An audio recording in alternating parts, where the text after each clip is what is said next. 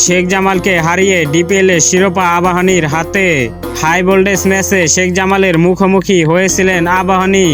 সাভারের বিকেএসপির 4 নম্বর মাঠে আজ মঙ্গলবার 30 এপ্রিল শেখ জামালকে 4 উইকেটে হারায় আবাহনী। তাতে 2 ম্যাচ বাকি থাকতে শিরোপা নিশ্চিত হয় দলটি।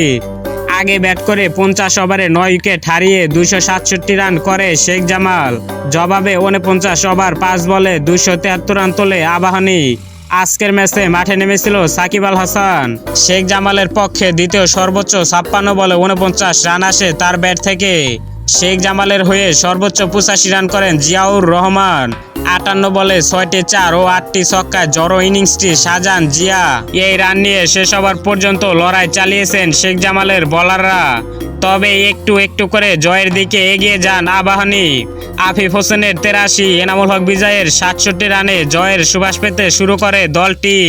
মোসাদ্দেক হোসেনের অপরাজিত 53 রান জয়ের বন্দরে পৌঁছাতে সাহায্য করে আবাহনীকে। প্রিমিয়ার লিগে টানা 14তম ম্যাচ জয় পেল আবাহনী। তাতেই দলটির হাতে উঠল 23তম প্রিমিয়ার লিগ শিরোপা।